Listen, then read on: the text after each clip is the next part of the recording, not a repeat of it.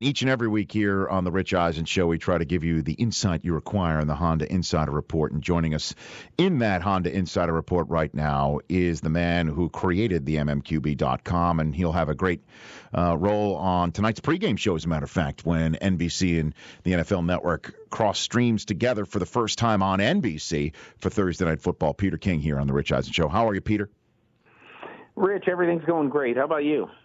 I'm doing fine. So your colleague, Albert Breer, as I saw, reporting and part of the whole spectrum of reporting that your site did on the Cowboys Dak Romo situation coming to, if you will, the decision that we were all expecting, that Tony asked to compete for the gig, but the Cowboys basically said, sorry, that's just not possible.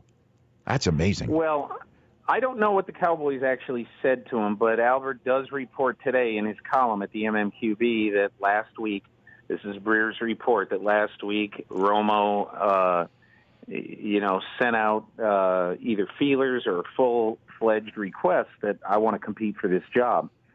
But I do think, and so I don't know what the answer was, but I do know that last week he played Ben Roethlisberger in practice, and as Breer reports, he had a fantastic week of practice. The Cowboys loved it. He was highly, highly competitive and playing very well and beating a lot of times the first-team offense, or first-team defense, rather, as Roethlisberger. But I think he came to realize and saw on Sunday in Pittsburgh, hey, look, this kid's won 8 in a row. He's beaten Aaron Rodgers in Green Bay and Ben Roethlisberger in Pittsburgh. We got everything going. It's ridiculous. I shouldn't rock the boat. And that's, that I believe that led him to make the statement that he made on Tuesday, rather. And I don't know if Romo looks for this sort of stuff from the media. I'm assuming he doesn't. But that said, I was proud of him. Right? I mean, just I was too. Seeing that, totally agree. And hearing that.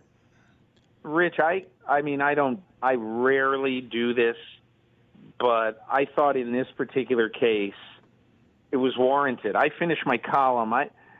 So on Wednesday I answer readers' emails, and I write a top to the column on something that's going on in the league, and I was going to write about the ratings, and I had basically written the top of my column.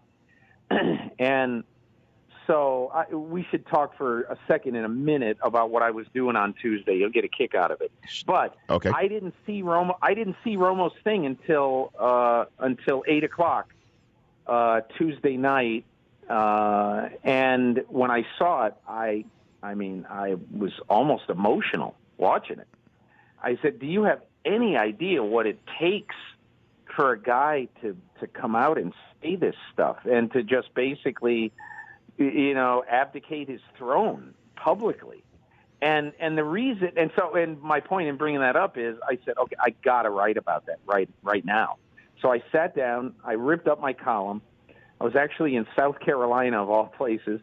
I ripped up my column, and I just wrote this, and I filed it, 11:30 or something like that, and I basically said, this is one of the great things I've seen an athlete do. And what I was going to say is, I very, very rarely do this, but I sent a text to Romo, and I just said, in essence, that was really a fabulous thing to do, at least in my opinion. My opinion of him, which was high already, jumped up a few slots. Peter King joining me here on the Rich Eisen Show, and it's not just anybody who did it too. I mean, Romo had for many years, as he was starting out, the stigma of being immature, not taking things seriously, wanting to play golf as much as he wanted to play football. And you remember, even when he was signed to a big contract recently, Jerry Jones made the statement of how he wanted to be more like Peyton Manning as a quarterback. Yeah. And now, he is absolutely become a grown man to be admired as well as maybe acquired in the league. And that's, I guess, the next question for you is, what do you think his future holds right now in the NFL, Peter? I mean, look, I think that his life has changed some. being married, being a dad, being kind of a doting dad, from what I hear from friends of his in Dallas. And so whether he would accept being sent somewhere for a year or two and totally changing his life for this, I don't know. I think he probably would want to have one more shot, but I really don't know that for sure because I have not talked to him about it. But I will just say this. I think there's 4 teams that we would have to watch out for, okay, in 2017. 2 of them are obvious. One is the Jets. 2 is the Bears. 2 of them are not so obvious, in my opinion. One is Denver. One is Arizona. And I only say the last 2 because John Elway has made his living so far as a general manager with somebody who has a major eye on the future and never will give up everything for now. But he's shown very consistently that he will do whatever it takes within reason to win this year. That's number one. And as far as Arizona goes, I have to think that if Carson Palmer does not play better down the stretch, that the Cardinals, I'm not saying they do it aggressively, but would at least consider the possibility of Romo if they had an opportunity. So those would be my 4 teams that I would look at. Peter King of the MMQB.com joining me here in the Honda Insider segment. Let me bounce one wild card off you on that whole thing. Yep. Because you want to talk about how Romo would want to maybe stay put. He wants to geographically sound. What about the team that went ahead and spent a lot of money on a young guy who they didn't even kick the tires on with a face-to-face visit? What about the Houston Texans just pulling the ripcord on Osweiler somehow, some way, and thinking that they're ready enough and go with Romo? What do you think about that as a possibility? I think Osweiler would have to be awful in the last 7 games of the season. I mean, really, he hasn't awful. been. Yeah, I mean, DeAndre Hopkins, with all due respect, is on the side of a milk carton sometimes. Yeah, I know.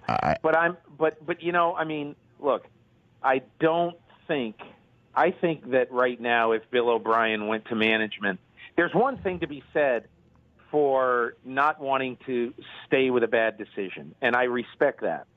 Okay, but in my opinion, Brock Osweiler would have to be a bottom 4 or 5 quarterback in the last 7 games of this season for the Texans to make that decision. I'm not saying it can't happen, but I think they would have to be rock bottom.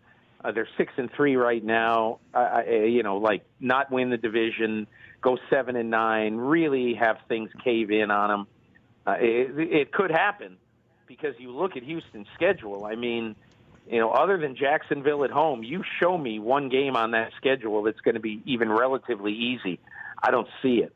And I'm not even sure Jacksonville at home is going to be that. I mean, at Green Bay, at Indianapolis in succession, finishing at Tennessee in a game that could be for the division title, they got a tough road.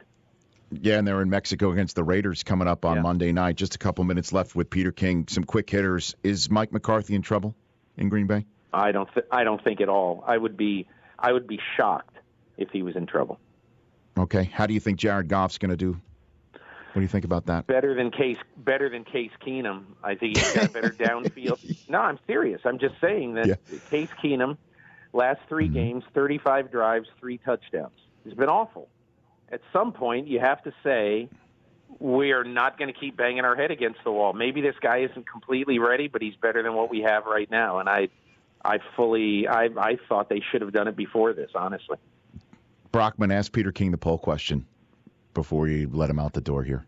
All right, Peter, Hall of Fame semifinalists announced yesterday. There's 4 first-time eligible. If you could only vote for one of these guys, who gets your vote? LaDainian Tomlinson, Jason Taylor, Hines Ward, Brian Dawkins.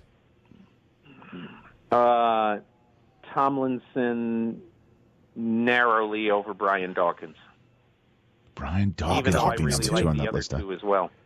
What's that? Yeah, we were surprised that Dawkins would be your number 2 as opposed to Taylor or maybe even Hines Ward.